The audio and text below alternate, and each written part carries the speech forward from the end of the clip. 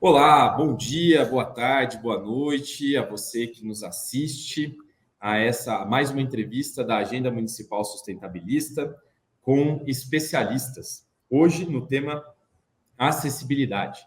A Agenda Municipal Sustentabilista é um esforço que a Fundação Rede Brasil Sustentável, com suporte da Legisla, tem feito para constituir conteúdos visando as candidaturas, as pessoas que sairão candidatas do campo socioambiental nas eleições de 2024. E aqui você vai poder acompanhar uma série de temas, de diversos temas diferentes. Então, assistam as nossas entrevistas, entre no nosso site também da Fundação Rede Brasil Sustentável para ver mais conteúdos. E eu estou aqui com a Karen, que é da Legisla Brasil, que tem dado esse suporte para nós. Olá, Karen, bem-vinda. Oi, Zé, obrigada. Olá, pessoal, eu sou a Karen, da Legisla Brasil. Nós somos uma organização que trabalha para promover a adoção de práticas inovadoras que possam gerar mais efetividade e representatividade na política. Muito bom. E hoje nós temos dois entrevistados aqui com histórico de trabalho no tema de atuação, de vivência, de formulação de políticas públicas, que é a Cândida Oliveira e o nosso querido Tuca Munhoz, com mais de 40 anos de atuação em formulação de políticas públicas no campo da acessibilidade. Eu queria sugerir aqui, então, a dizer, aceitando já um primeiro convite que o Tuca nos fez, eu vou fazer uma autodescrição. Eu sou um homem branco, de cabelos longos, amarrado num coque de camisa branca. Ao fundo, uma tela, um banner da fundação e uma parede branca. Olá, pessoal, eu sou a Karen, eu sou uma mulher branca, tenho cabelos compridos, loiros, estou vestindo uma camisa cinza e estou com uma parede bege atrás de mim, com uma prateleira. E agora, então, eu vou fazer uma pergunta e já passar a bola para vocês, começando com o Tuca. Tuca, nós estamos aqui nesse desafio de pensarmos políticas públicas municipais em várias dimensões e vários temas, hoje sobre acessibilidade. Você tem 40 anos de trabalho nessa área, queríamos ouvir um pouco de você sobre quais temas, na diversidade e na pluralidade, que é o Brasil com mais de 5.570 municípios, o que os formuladores de políticas públicas não podem deixar de pensar na hora de formular sobre esse tema. Muito obrigado mais uma vez pela sua participação conosco. Obrigado, Zé. Obrigado, Karen. É um prazer estar com vocês. Uma boa tarde, bom dia, boa noite, dependendo do horário que nos assistem. Obrigado pelo trabalho da nossa intérprete de Libras e é um prazer estar com vocês.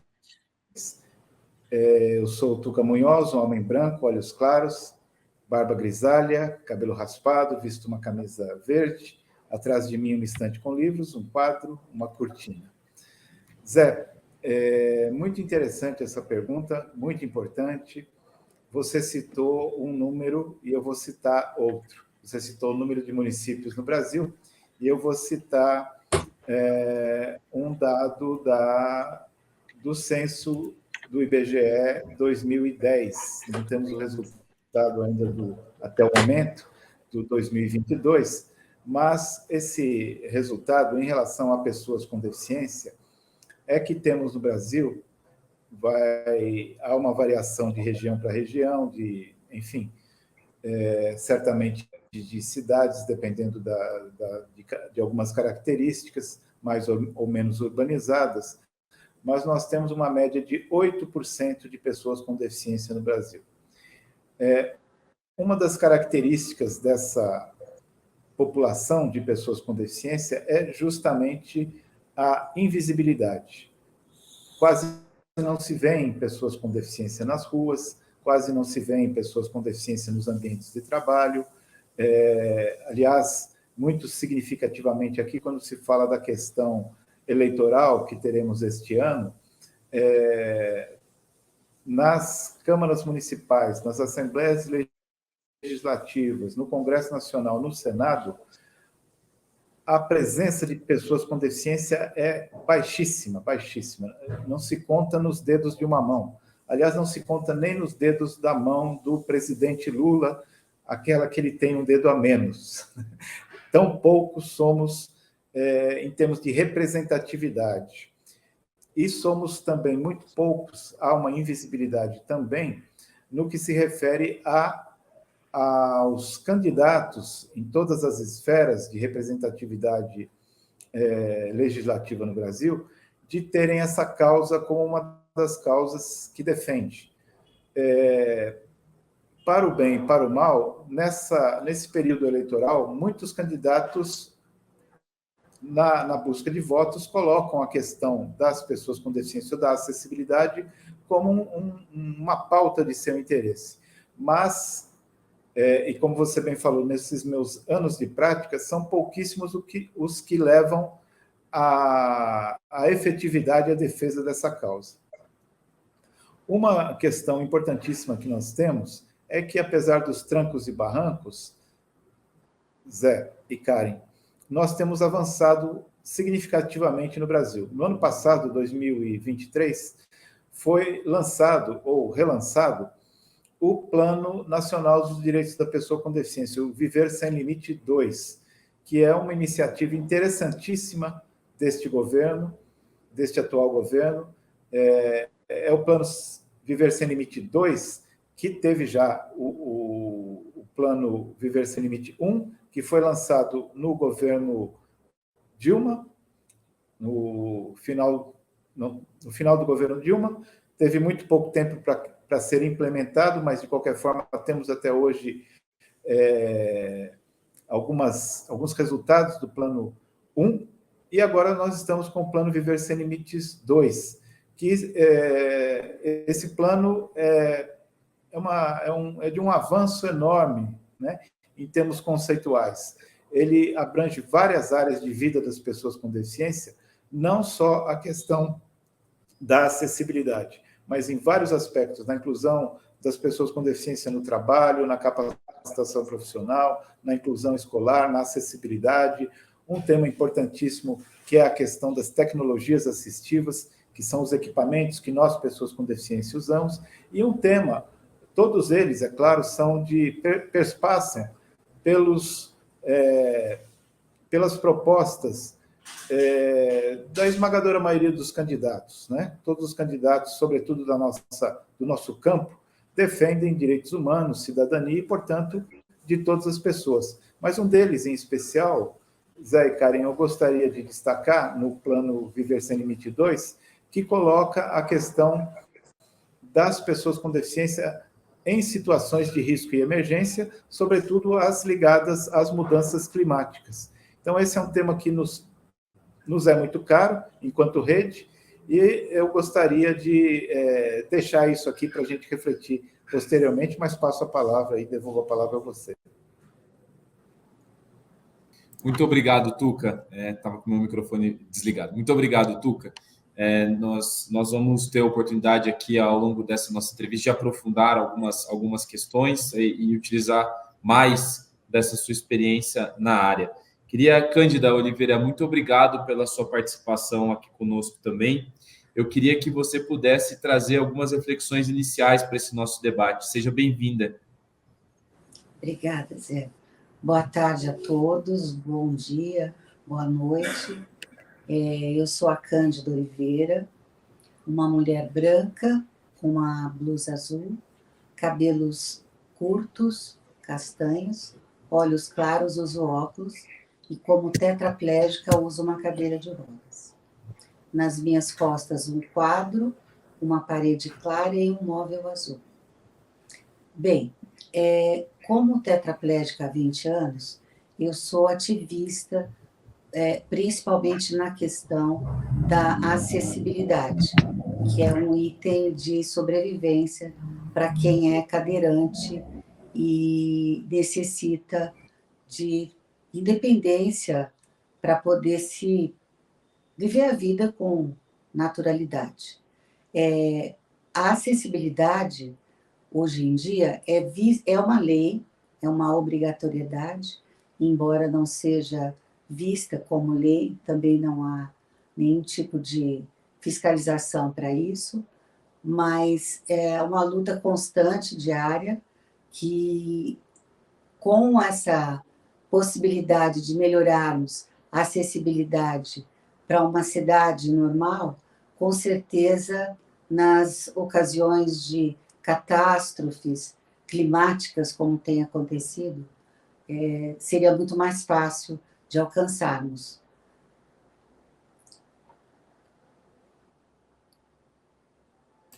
Muito bacana. A gente vai poder aprofundar um pouco mais sobre essas temáticas. Karen.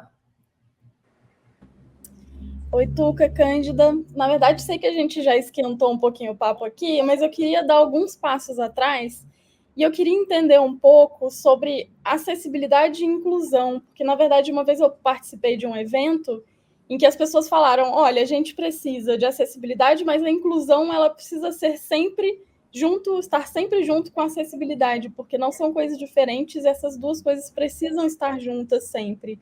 Então, queria só para o pessoal em casa entender um pouquinho o que significa acessibilidade, o que significa inclusão e por que a acessibilidade deve andar junto com a inclusão, deve estar junto com a inclusão. É interessante essa pergunta, porque eu vou fazer uma citação, citar aqui a Lei Brasileira de Inclusão, que é uma legislação que nós temos no Brasil, é bastante avançada. Aliás, ela é bastante avançada, mas já tem 15 anos, acho que até já precisava dar uma mexidinha nela. Ela é baseada na Convenção Internacional dos Direitos da Pessoa com Deficiência, uma convenção nascida na ONU, na Organização das Nações Unidas, onde, aliás, o Brasil teve um papel muito importante na elaboração dessa convenção. O Brasil foi o 6º país no mundo a adotar a convenção como parte de sua legislação. Hoje, a Convenção dos Direitos da Pessoa com Deficiência é parte da nossa Constituição Federal, né? Através de um decreto número, acho que 196, de 2015, se eu não me engano. Mas nessa legislação, tanto na Convenção como na Lei Brasileira de Inclusão, há uma definição do que é deficiência. Isso é muito importante, né? Foi um divisor de águas tanto para a atuação do movimento social de pessoas com deficiência, como para a implementação de legislação. Essa legislação, ela define o que é deficiência. Vejam que interessante, define o que é deficiência. Para as pessoas leigas, deficiência é uma coisa que está no meu corpo, que está no corpo da Cândida, por exemplo, né? Mas a legislação define deficiência como a relação entre a lesão que está no meu corpo e a barreira do ambiente. Ou seja, a deficiência é um fenômeno relacional, é um fenômeno social. Ela é o resultado da lesão do meu corpo com as barreiras do ambiente. Ou seja, a deficiência não está no meu corpo, ela é um resultado social. Então, na medida em que essas barreiras que estão no ambiente, sejam barreiras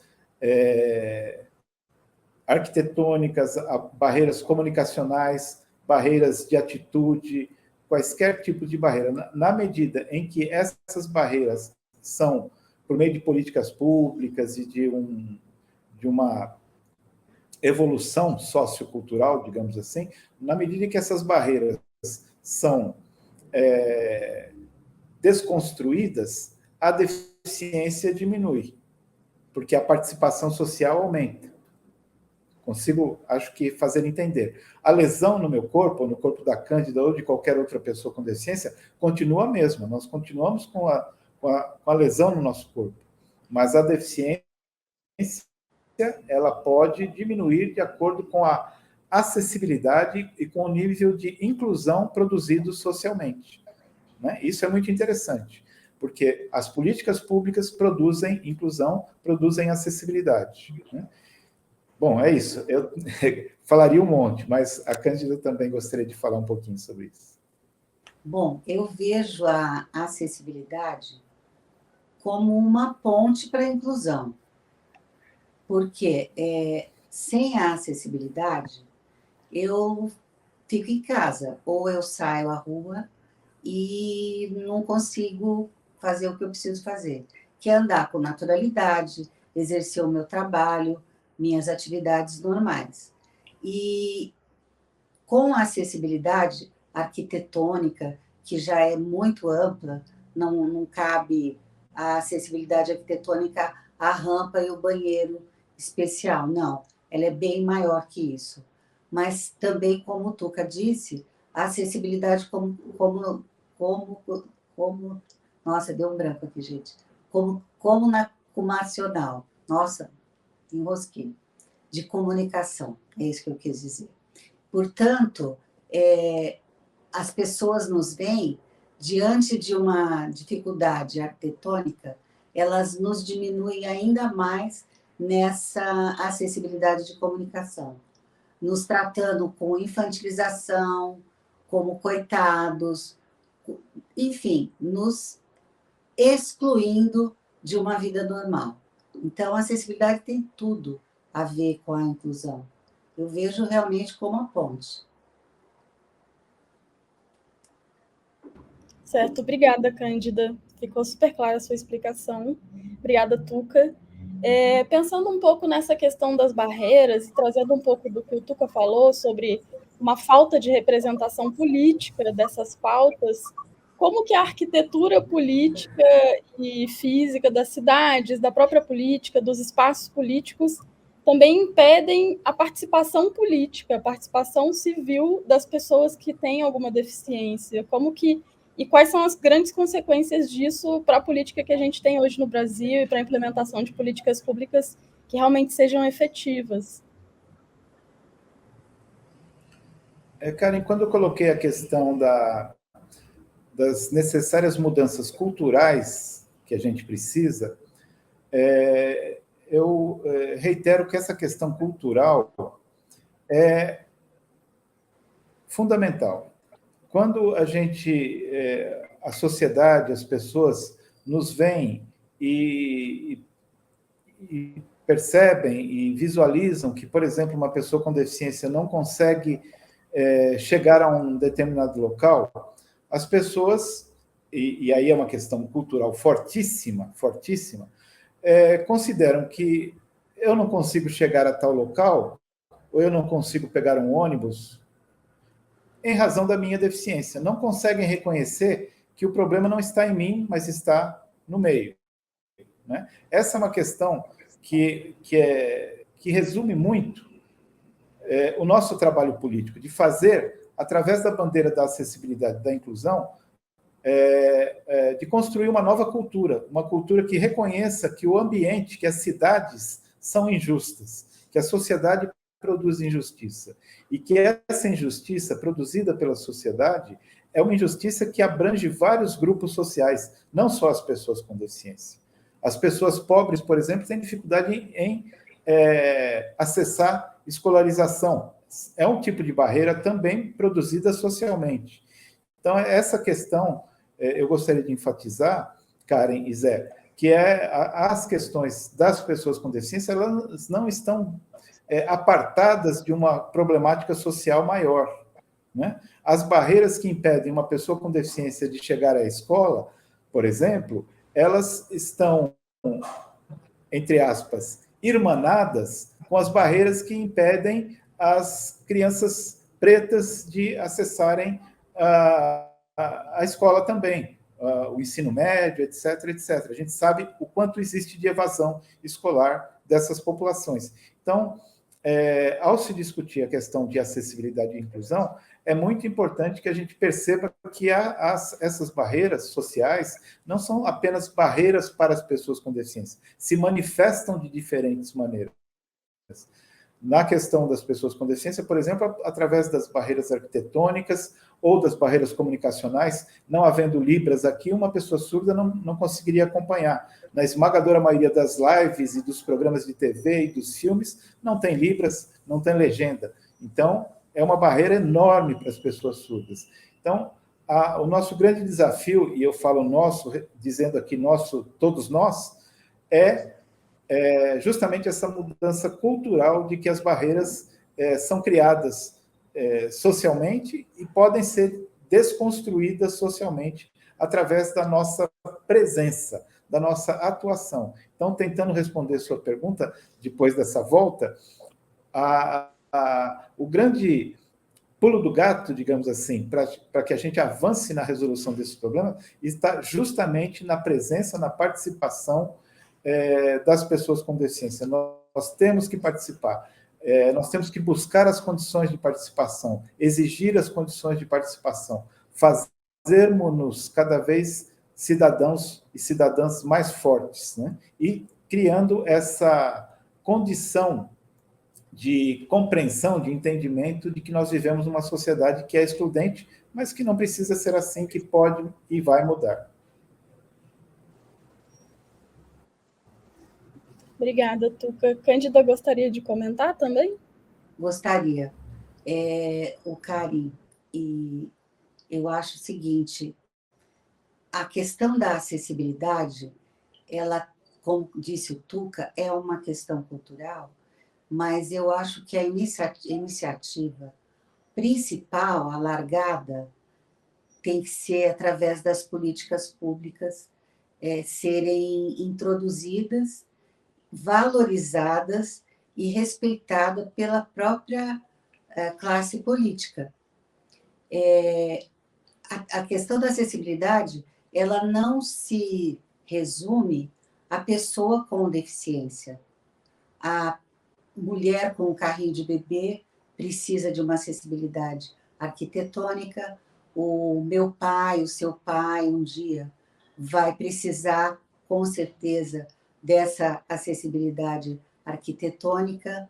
Um espaço que cuida de fisioterapia, amanhã vai servir aos nossos pais, aos nossos mais velhos, sem contar que a população brasileira tem toda a tendência, até 2050, de ser a maior população mais velha do mundo. É uma população que está envelhecendo muito rapidamente e que tem demonstrado números expressivos. Então, a tendência, segundo o IBGE, o Ministério da Saúde, até 2050, nós seremos o país com mais pessoas idosas no mundo. Isso é muito considerável. E a acessibilidade torna-se ainda mais importante ainda. Quer dizer, quando a gente mira na acessibilidade para a pessoa com deficiência, a gente está abrangendo muita gente, muitas necessidades. Muito legal, Cândida. É muito interessante isso que está dizendo. Inclusive, nós temos uma entrevista sobre longevidade, que é um dos temas que nós vamos abordar aqui na Agenda Municipal Sustentabilista. Muito bem apontado por você agora. Agora, quero trazer um outro tema. Posso, Karen, trazer uma outra pergunta? No nosso esquenta aqui, Cândida, você falou de uma palavra que é o capacitismo, né? E eu queria muito começar contigo para entender um pouco mais o que é o capacitismo e o que ele está atrelado às pautas de acessibilidade. Ok, Zé. Bom, a falta de acessibilidade e das tecnologias assistivas, que são cadeiras de rodas, muletas, órteses, próteses, enfim, todo equipamento tecnológico, como hoje temos aí o Alexa e outros produtos que podem ajudar bastante na independência das pessoas com dificuldade. E sem isso, aliás, como eu disse no nosso esquenta, a falta disso provoca o capacitismo, com certeza. Porque sem sairmos às ruas, sem trabalharmos, sem estarmos incluídos numa sociedade com naturalidade, nós sofremos um preconceito de que nós não podemos trabalhar. O capacitismo é um preconceito específico às pessoas com deficiência. Então, assim como homofobia, racismo. O capacitismo ele é direcionado a nós. Uma pessoa com deficiência, ela pode tudo. Ela pode namorar, ela pode casar, ter filhos, ela pode trabalhar, ela pode ser bem-sucedida politicamente, ela pode ter tudo que ela quiser na vida, estudar, enfim, tudo. Sem a acessibilidade e as tecnologias, aí a gente tem que ficar em casa. Aí não tem outra solução para nós. E aí se torna mais evidente o capacitismo. Um exemplo de capacitismo, por exemplo, quando você está num elevador e uma pessoa bate na sua cabeça, que é mais baixa que a dele, porque você está na cadeira, fala, ai, coitadinha, você vai voltar a andar.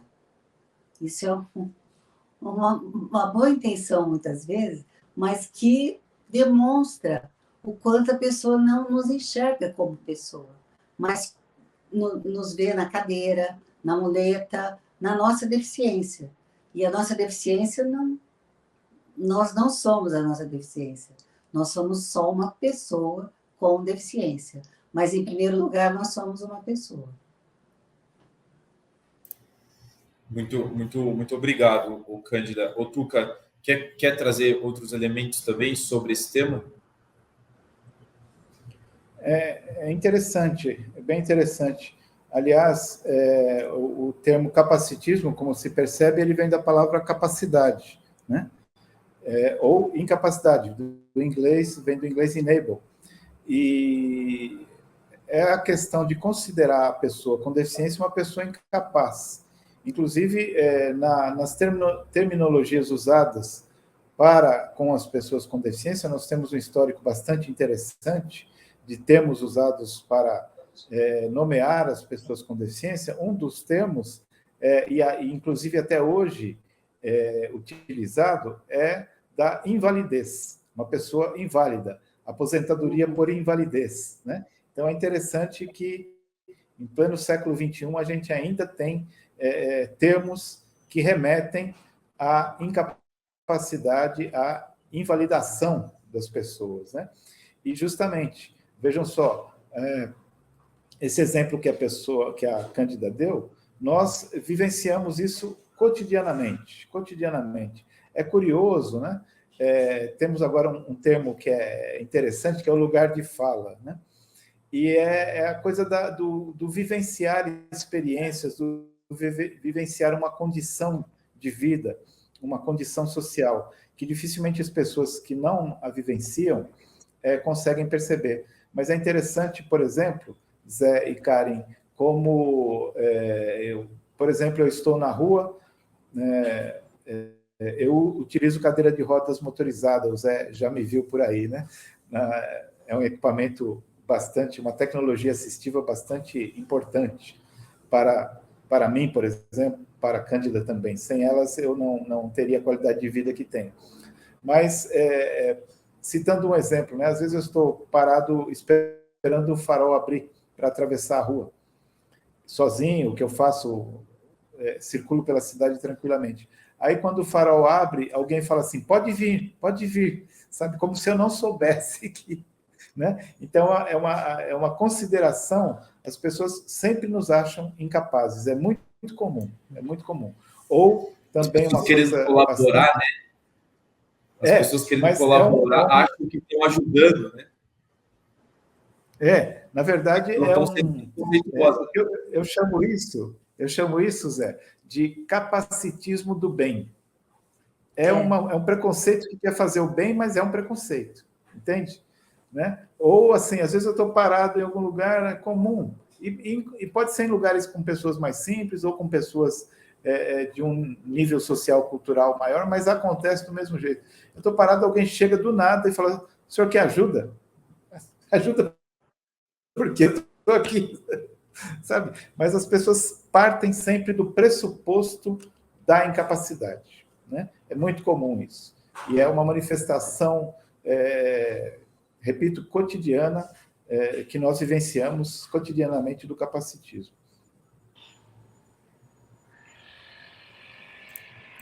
Interessante.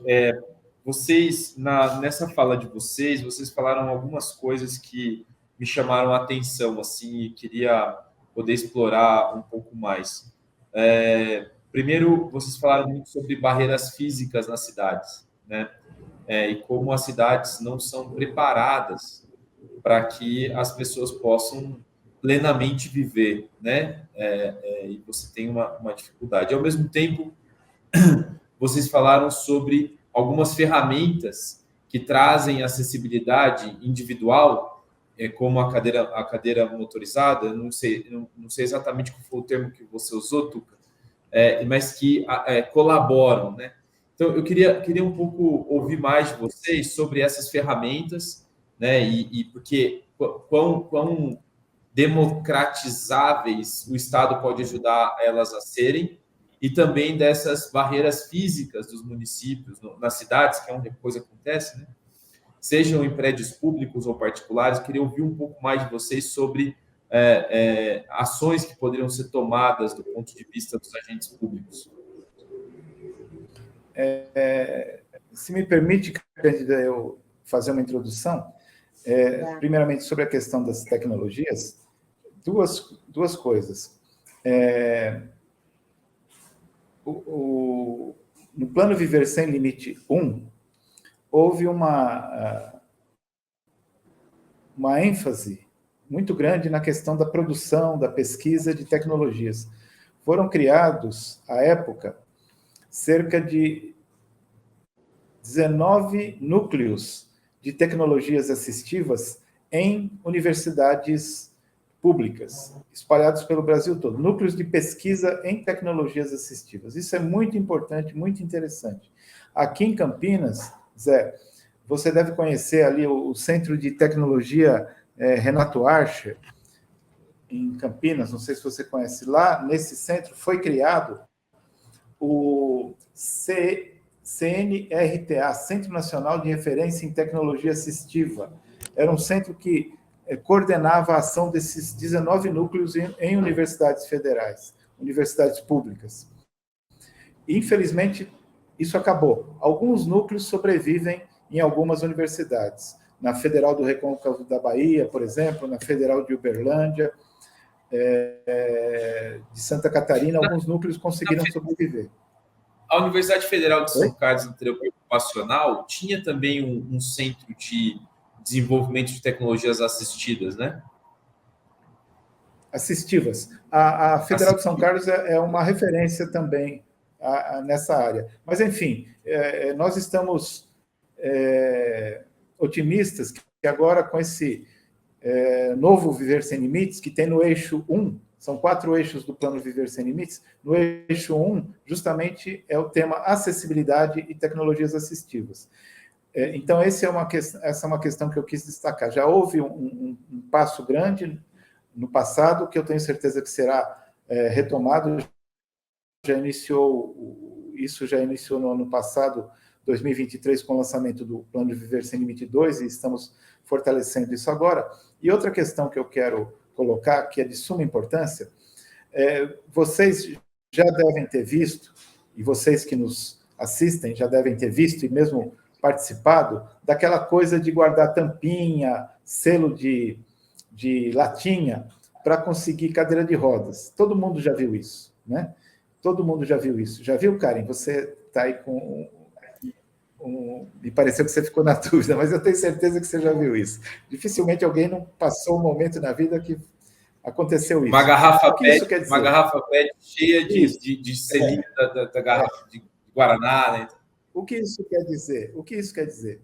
Que para uma pessoa com deficiência conseguir um equipamento, ela depende da solidariedade ou da comisseração alheia, né? Do assistencialismo. Tem muito, olha, você que vai ser candidato, candidata, né?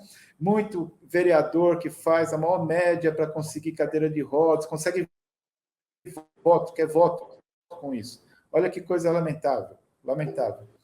Porém, hoje no Brasil, Zé e Karen, ainda é uma política que precisa ser muito melhorada, mas já é uma política pública.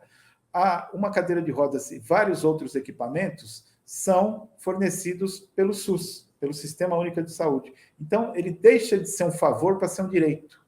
Olha que salto de qualidade enorme, né? Então, eu faço questão de colocar isso porque a nossa luta não tem sido em vão, né? Nós temos tido conquistas, né? Então, quando uma pessoa com deficiência recebe uma cadeira de rodas pelo SUS, por meio de todo um trâmite que existe, mas tem que ter mesmo, do posto de saúde, do centro de reabilitação, mas acaba recebendo uma cadeira de rodas, ou manual ou motorizada, né, que é um equipamento caro, e a pessoa recebe pelo SUS, é um salto de qualidade do sujeito de assistência, de assistencialismo, para o sujeito de direitos. Então, isso é um salto de qualidade importantíssimo. E eu reitero aí a você que será candidato ou candidata para fortalecer essa política pública no seu município. É uma política pública do SUS, várias outras políticas públicas no campo da assistência social, no campo da educação. Hoje, por exemplo, nas escolas públicas, nós temos as chamadas salas de recurso. Salas de recurso. Então, qualquer aluno com deficiência que está ali incluído no ensino regular, vai ter uma sala de recurso, essa sala de recursos vai fornecer para esse aluno um apoio para segurar a caneta, igual que a Cândida usa, por exemplo, ou qualquer outro tipo de equipamento que esse aluno precise, né? Então, é a questão das tecnologias assistivas. Nós temos progredido bastante, muito a fazer ainda. E aliás, muito que será feito pelos nossos candidatos e candidatas quando eleitos. Oxalá sejam muitos. Muito será feito. E, enfim, contamos com vocês para dar continuidade e fortalecer essa luta que temos feito há muitos anos. Cândida, desculpe eu falar tanto, por favor. Imagina. Karen, eu vou voltar rapidamente àquela questão da inclusão que você falou logo de início. O Tuca falou, por exemplo, das escolas. Isso foi um debate há uns terríveis anos atrás, muito grande, sobre escola específica para pessoas com deficiências ou não, naturalizar o aluno PCD numa escola normal. Isso é inclusão, sabe? O aluno numa escola normal, com esses direitos atendidos, com as adaptações, com as barreiras arquitetônicas resolvidas. Isso é inclusão. Quer dizer, uma pessoa com deficiência que tem um convívio natural com os amigos da mesma idade, aprendendo as mesmas coisas. E complementando o que o Tuca falou, a maioria eu trabalho muito com... eu tenho, inclusive, um site onde eu procuro orientar as pessoas com deficiência que quando iniciam essa vida. E, então, elas não sabem que elas têm direito à cadeira de rodas pelo SUS, elas não sabem que órteses, próteses, tudo isso faz parte do direito. É muito importante essa divulgação para todo mundo entender que ser uma pessoa com direito não tira, ser uma pessoa com deficiência não tira os seus direitos naturais. Elas não estão ganhando nada, elas têm esse direito, na verdade. Perfeito. Se me permite complementar, Karen, com licença, sim. Uma questão que quando eu falei das salas de recursos nas escolas, tem uma questão que varia de cidade para cidade, algumas cidades mais avançadas, o ensino público infantil é municipalizado e tal, e uma dos recursos que se tem na inclusão escolar, na inclusão de crianças com deficiência, é o que aqui na cidade de São Paulo se chama agente de apoio escolar, que normalmente é um estagiário de pedagogia que fica em sala de aula, não é um professor, mas ele trabalha como um apoio para aquela criança com deficiência, né? Não um apoio pedagógico, mas um apoio no sentido de uma criança que não consegue abrir uma mochila, né? Pegar o seu caderno, ou ir na hora da merenda fazer seu lanche. Então, tem um agente de apoio escolar. Essa é uma política pública bem interessante também. E, por falar nisso, um tema que no ano passado começou a crescer muito, felizmente, teve até, vocês devem estar lembrados, no Enem do ano passado, o tema da redação foi a questão dos cuidados. Estão lembrados dessa questão? Lembra disso, Zé? Da questão dos cuidados, né? Então, nós estamos muito empenhados também na questão da política de cuidados, né? Sim. Logo quando o governo Lula tomou posse no Ministério do Desenvolvimento Social, foi criada uma Secretaria de Cuidados, que é a Lia Abramo, acho que é a secretária, Lia Abramo, acho que é isso, que é a secretária. Essa política de cuidados vai pensar como tornar o cuidado uma política pública, né? São questões muito interessantes, né? O cuidado tem um viés muito forte na questão das discussões do feminismo, né? Na medida em que a questão do cuidado é sempre atribuída à mulher quase como um dever natural, né? Da mulher cuidar das crianças, cuidar do marido, cuidar da casa, cuidar dos idosos, cuidar das pessoas com deficiência. E nesse caso da pessoa com deficiência, uma das questões fundamentais é que as pessoas, sobretudo as pessoas que têm deficiências mais severas, essas pessoas necessitam de cuidados. E essas pessoas, na grande maioria das vezes, quando podem, têm esse cuidado ou por planos de saúde, que é bastante, não é simples, ou tem que desembolsar, tem que pagar isso. Quem não pode, não tem condições de pagar ou não tem plano de saúde, fica numa situação muito, muito difícil.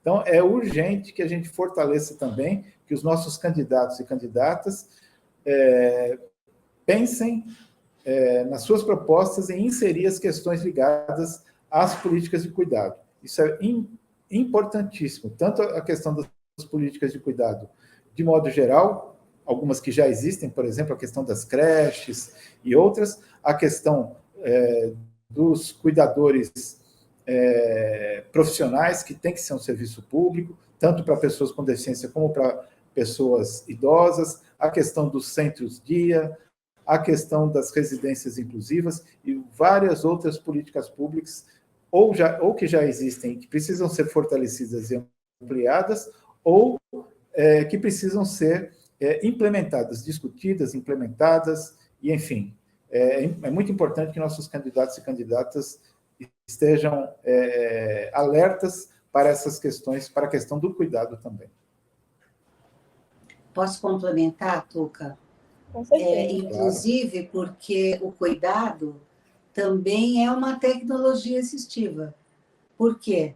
Ele proporciona a acessibilidade das pessoas que necessitam de ajuda ao ambiente social, de trabalho, ou o que seja.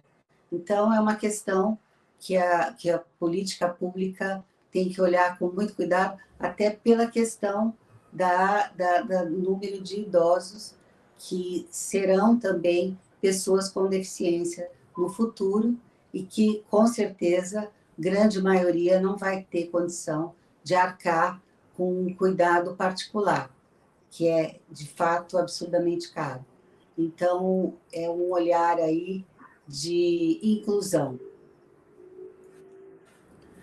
E olha que interessante, é uma política pública com duas faces. Promove o cuidado e gera emprego. Né? Exatamente, exatamente. Com certeza. Vocês me trouxeram algumas provocações, e aí eu fui olhar um pouco esse plano, né, do Viver Sem Limite, que o Tuca comentou, e eu vi que ele é dividido em 4 partes, e uma das partes fala sobre direito econômico, né, da pessoa com deficiência, que eu acho que tem muito a ver com essa conversa que a gente está tendo agora. Como vocês trouxeram, o cuidado ele é caro, e às vezes ele é muito caro. Então, acho que seria legal a gente entrar um pouco sobre a construção de políticas públicas de direito econômico, né? Como que a gente consegue incluir essas pessoas no mercado de trabalho, que tipo de políticas a gente deveria implementar ou aumentar a implementação delas. É o caso das cotas, por exemplo, ou tem algumas outras políticas, algum tipo de renda para algumas pessoas que não teriam como trabalhar, enfim, como que vocês veem essa questão do direito econômico? Bem, eu vou complementar isso com uma situação que já existe, embora não solucione totalmente. Eu tenho uma aposentadoria, entre aspas, por invalidez. Eu dou risada, porque eu não me considero nem um pouco, embora não seja mesmo na prática. Quem me conhece que sabe. E nesse plano de aposentadoria, eles pagam um adicional de 25%, eles que eu digo é o governo, né? 25% para uma ajuda para quem precisa de um cuidador. Agora, veja você, o teto, todo mundo sabe que é irrisório, acho que está por volta de R$ 7.000, 25% desse teto não pagam o cuidador. Eu, por exemplo, como tetraplégico, tem mais aí quase 300 mil tetraplégicos pelo Brasil, preciso de 4 pessoas para cuidar de mim, porque eu preciso de cuidado 24 horas. Então, eu tenho 4 pessoas que se revezam para não ficarem sobrecarregadas, à noite e de dia. Então, você imagina um valor que daria hoje R$ 1.200, não dá nem o salário mínimo. Então, é complicado. A política do cuidado é totalmente, sabe, ela está totalmente ligada à acessibilidade e à inclusão. É muito importante. É um ponto que tem que ser visto com um olhar bem mais amplo, dá muito mais importância. Regulamentar essa profissão de cuidados que não está regulamentada, que começou no governo Dilma e parou por ali, não se deu mais andamento. Então, tem muita coisa a ser feita. Por isso que o Tuca disse, é uma luta árdua, embora a gente tenha conquistas, felizmente, mas é uma luta diária, de minuto a minuto, para não deixar passar as nossas necessidades, não as pessoais, né? Porque, de uma certa forma, eu me sinto uma pessoa privilegiada e me incomoda muito ver o número de pessoas, que é a grande maioria, que faz parte dessa pirâmide, que é a parte de base dessa pirâmide, que não tem a menor condição de acesso a tecnologias assistivas, a acessibilidade tão pouco, porque para vocês terem uma ideia, eu moro num bairro de classe média em São Paulo. Eu tenho que andar pelo meio da rua. Eu não consigo andar pela calçada.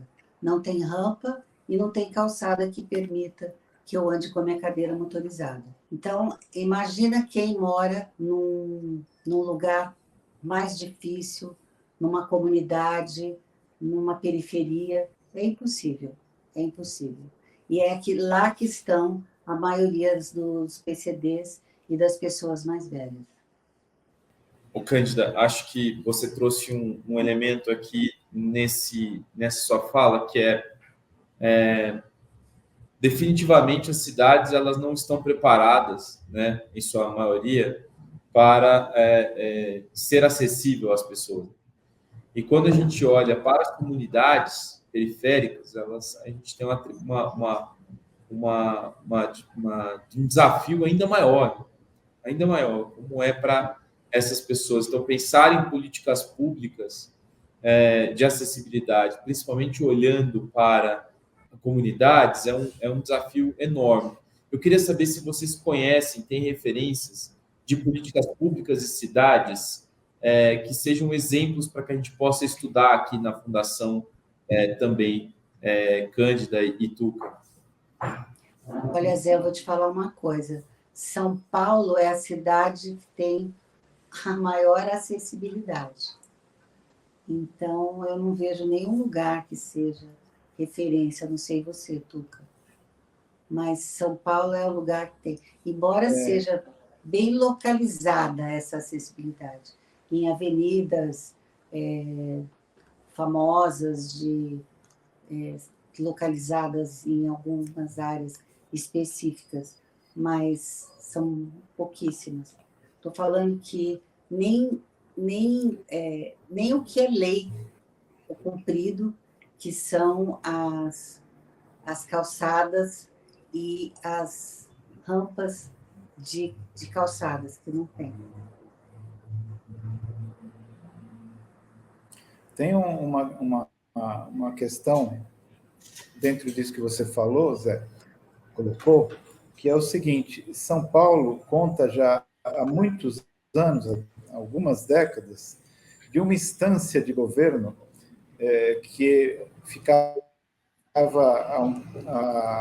quando foi criada, ficava na Secretaria de Habitação, agora fica na Secretaria da Pessoa com Deficiência. Eu trabalhei nessa instância lá atrás, quando ainda era na Secretaria de Habitação, com hoje ministro, que à época era o secretário Paulo Teixeira, hoje ministro do Desenvolvimento Agrário, que é a Comissão Permanente de Acessibilidade, né? É uma instância de governo que regula e normatiza as questões de acessibilidade na cidade, apoiada nas normas técnicas de acessibilidade, nas normas técnicas da Associação Brasileira de Normas Técnicas. Então, é uma coisa completamente dentro de um padrão de normas legais, de legislação. Então, São Paulo avançou muito nisso. E a Cândida tem razão. No Brasil, e até em termos de mundo internacional, São Paulo é uma cidade bastante avançada em termos de acessibilidade, apesar de ser o que é, apesar das dificuldades que a Cândida acaba de relatar. Veja só, que coisa que beira ao dramático, né? É a mais avançada. Quando a gente vai, e eu costumo ir, por exemplo, para Brasília, ou para o Rio de Janeiro, ou para Salvador, sem chance, nem se compara, não chega aos pés de São Paulo em termos de acessibilidade. Agora é o seguinte: São Paulo é o mundo. Você tem centro, você tem bairros mais privilegiados que mesmo assim não têm acessibilidade, e tem as periferias. Então, esse é um desafio enorme. Eu nem vou entrar nessa discussão agora, mas nós temos que discutir, talvez tenhamos outras oportunidades para aprofundar isso, que é como as normas técnicas são construídas, são pensadas. Elas são muito pensadas para regiões privilegiadas da cidade. Então a calçada tem que ter a largura tal, a inclinação tal, né? O que não cabe na periferia. Eu costumo dizer o seguinte: se todas as normas técnicas fossem implementadas, mesmo assim não haveria acessibilidade, porque elas não foram pensadas para regiões da periferia das cidades. Elas foram pensadas para regiões quase que idealizadas. Servem para um shopping, servem para um bairro Vila Mariana, talvez, mas não servem para Pompeia. Como é que você vai resolver as questões de acessibilidade? Eu vou falar de um bairro privilegiado. Aqui em São Paulo, que é um bairro topograficamente complicado, né? Pompeia, Perdizes, né? Como é que faz uma pessoa com deficiência cadeirante num bairro desse? Então, a acessibilidade tem que ser pensada de uma maneira que rompa as suas próprias barreiras de concepção.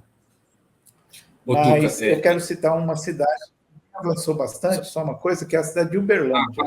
Também tem uma grande.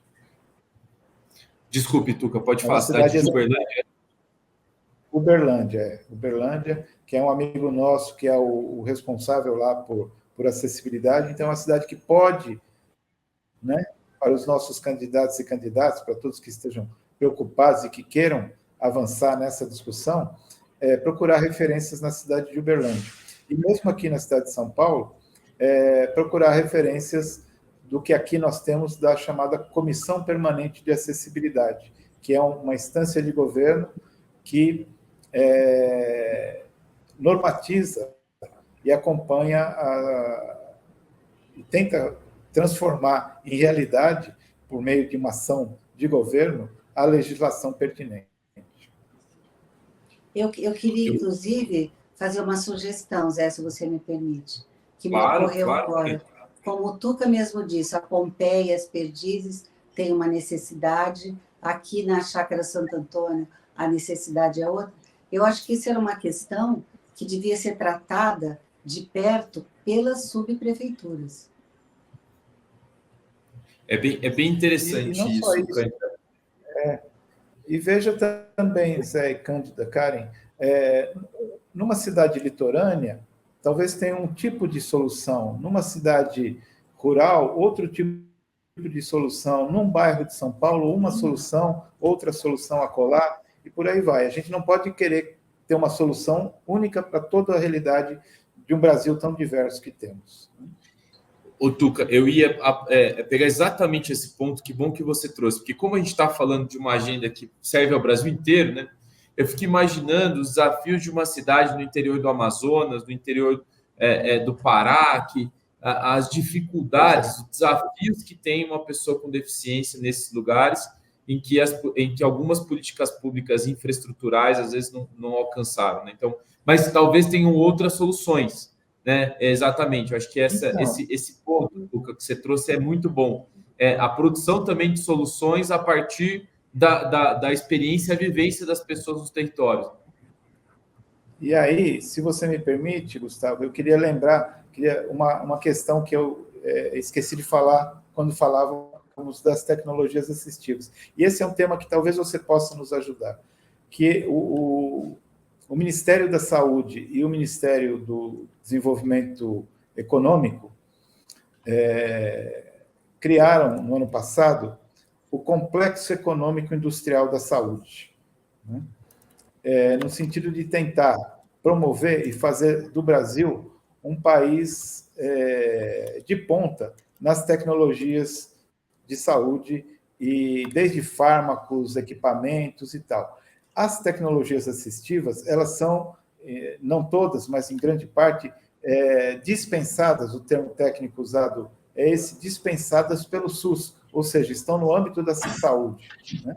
Então, nós estamos aqui numa janela de oportunidades para colocar a questão das tecnologias assistivas no plano de tentar abocanhar, digamos assim, uma parte das discussões que estão ocorrendo, das discussões e dos recursos que estão ocorrendo para a criação, para o desenvolvimento do Brasil como um país avançado em termos de pesquisa, de produção, de fabricação, de desenvolvimento de tecnologias assistivas. É um momento histórico muito importante para a gente abrir uma cunha nessa parceria entre o Ministério do Desenvolvimento Econômico, com o nosso vice-presidente Geraldo Alckmin, com o Ministério da Saúde, com a nossa ministra Anísia, para colocar a questão da produção, da pesquisa da produção de tecnologias assistivas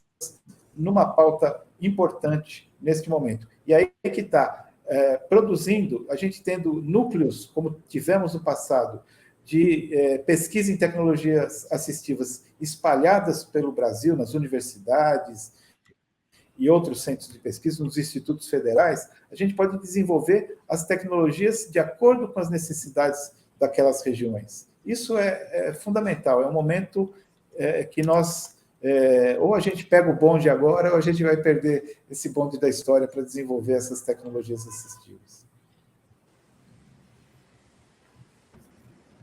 Beleza, Tuca, muito obrigada. Pessoal, a gente está caminhando aqui para finalizar, apesar de que eu queria ficar conversando com vocês aqui por muito mais tempo. Com certeza a gente teria muito mais pano para manga aí para a gente falar, mas queria que vocês fizessem considerações finais. Acho que a gente pode começar com a Cândida e depois o Tuca. Vocês gostariam de fazer algumas considerações finais, alguns tópicos finais, ou trazer alguma coisa que a gente ainda não trouxe, mas podem ficar bem à vontade. Karen e Zé Gustavo, eu primeiro quero agradecer pela oportunidade de poder fazer as minhas lamentações publicamente principalmente para a rede, que é uma instituição que considera muito a questão da sustentabilidade. Eu acho que tudo isso que nós falamos tem a ver com a sustentabilidade. Não é, a sustentabilidade não é um adjetivo específico, ele é bem maior. Então, quero agradecer e me colocar à disposição para qualquer dúvidas que haja aí nessa questão de contribuir para facilitarmos essa prática. Estou totalmente à disposição e muito agradecida. É isso. Tuca? Bom, e eu quero também agradecer a você, Karen, a você, Zé, é um prazer estar com vocês. E reiterando o que nós conversamos um pouquinho aqui no Esquenta, dizendo que a acessibilidade ela tem que necessariamente ser uma prática, como nós estamos fazendo aqui agora, por exemplo, com a presença do intérprete de Libras. Ela tem que ser uma prática. Se ela não é uma prática cotidiana, se a gente não introjeta essa prática em todas as nossas ações cotidianas, ela não resolve, não funciona e não produz, de fato, inclusão social das pessoas com deficiência. Por isso, eu quero colocar aqui essa provocação, Zé, a rede, a Fundação Sustentabilidade, no sentido de que a gente consiga avançar nas discussões da acessibilidade, transformando para nós, para a nossa rede, para o nosso partido, a acessibilidade como uma prática, para que todos os nossos candidatos e candidatas pratiquem a acessibilidade, para que as nossas campanhas sejam campanhas com acessibilidade, para que os vídeos, os comícios, as atividades, todas sejam pensadas, as sedes dos partidos, os comitês eleitorais, enfim, que sejam pensadas enquanto acessibilidade. E outra coisa, finalmente, assim como nós temos hoje cotas para mulheres nas candidaturas, vamos pensar na possibilidade de trabalharmos, talvez como uma iniciativa ainda não legal, né? Não estabelecida em lei, mas quem sabe uma prática de termos um percentual de pessoas com deficiência enquanto candidatos do nosso partido. Essa seria uma prática exemplar da rede de sustentabilidade para todos os partidos e para o Brasil, enquanto uma proposta de avanço social, de crescimento na participação de setores excluídos da população. É isso. E, novamente, agradeço. Tuca, Cândida, muito obrigado pela participação, por terem sido tão generosos com a gente em compartilhar esse histórico, esse trabalho de vocês, a vida de vocês, e com essa mensagem de que a acessibilidade deve ser muito mais do que uma causa, mas uma prática que o Tuca trouxe aqui no final, a gente encerra essa nossa entrevista sobre acessibilidade, mais uma entrevista da Agenda Municipal Sustentabilista. Você que nos assistiu, dá uma olhada no nosso site, vai procurar os outros conteúdos, olhe os nossos temas, as nossas formulações sobre as 7 dimensões da sustentabilidade, essa visão holística que a gente tem chamado de sustentabilismo. Espero que essa nossa entrevista tenha provocado em cada uma de vocês mais interesse em se aprofundar sobre esses temas. Tuca tem um livro chamado 30 Vozes, que é possível investigar mais sobre essa atuação, e espero que a gente consiga nutrir as candidaturas deste ano de 2024 também com esse tema. Karen, mais uma vez, obrigado ao Davi e à Cleuma que fizeram a nosso intérprete de Libras aqui, e até a próxima.